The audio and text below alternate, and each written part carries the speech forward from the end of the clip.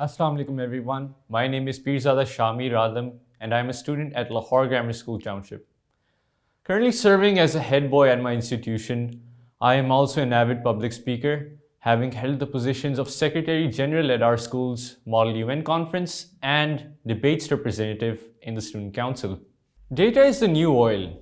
Like oil, data is valuable, but if unrefined, it cannot really be used. The topic for my talk today is data science and how it serves to be a gateway to innovation for the Pakistani youth. Continuing my metaphor, data sciences are an interdisciplinary field involving multiple processes, algorithms, and scientific methods to extract insightful and meaningful knowledge from structured and unstructured data. Around the world, the Fortune 500 companies and corporations utilize data sciences to make better business decisions. When it comes to Pakistan, there is little interest in the realms of big data. Not a lot of companies originate from or hire from Pakistan except for a handful like Teradata. And the government pays little interest towards proliferating the field. There isn't even much awareness about data sciences to begin with. According to independent research on Kaggle, most of the data analysts from Pakistan do not use modern methods like machine learning or generative AI to supplement their efforts towards contributing to data science. They are restricted. They restrict themselves to a narrow, a very obsolete method of performing data sciences. It is quite disheartening to see a nation in economic turmoil struggle with so much yet not benefit from the data it amasses, the data it collects. The government needs to recognize the fact that our youth population is one of the largest in the world.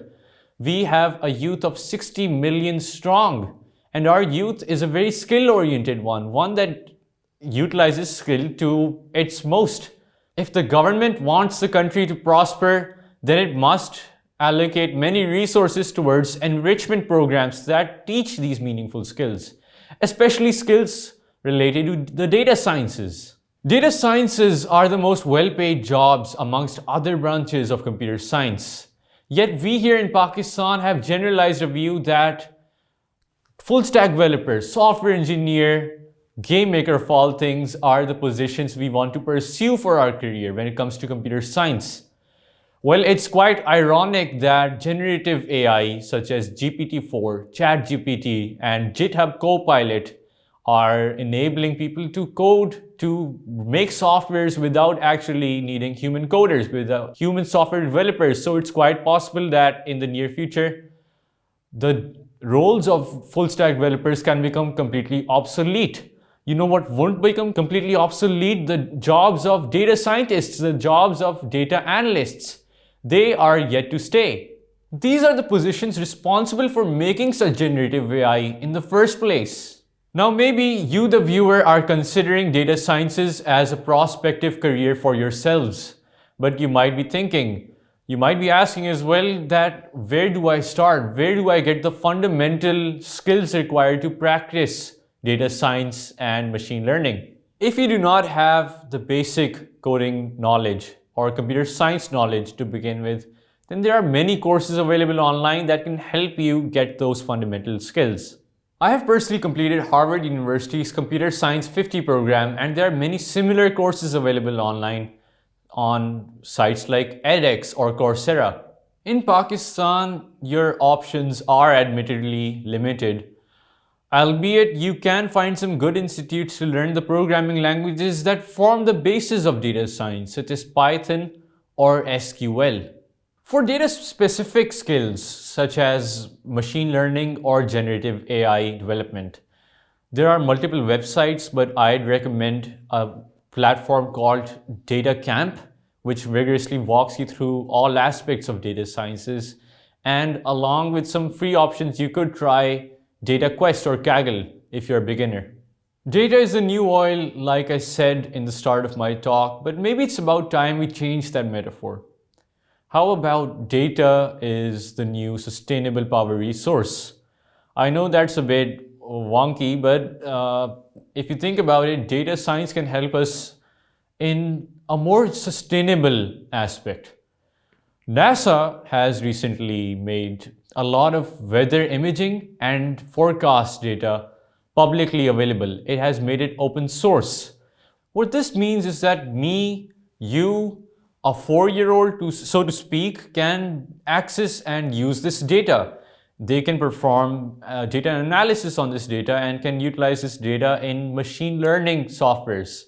And what this means for Pakistan, a country that is regularly enshrouded by all sorts of environmental calamities, is that we can make use of data to help us prevent, help us minimize the impacts of much greater predicaments.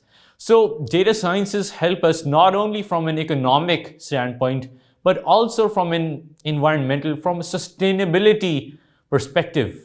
I personally intend to start a data science society here in Pakistan, one that is youth-led, one that is unprecedented, because it is my moral duty, one that I've made up for myself, that I must contribute as much as I can in this communal effort towards data literacy for the youth of Pakistan. And this data science society will help Pakistani youth to reach a new level of data literacy, of data research, and hopefully we can get some actual scholarly research published on data science, one that's been crafted by the youth of Pakistan. As I conclude, I would like to thank Talks for giving me this opportunity to speak with you, the youth, the young, vibrant community of Pakistanis who, along with forthbearing generations, will be the sole drivers of innovation, sustainability, and perseverance in the nation. And I want you, the viewer, to drive innovation in your own way as much as you can. Thank you.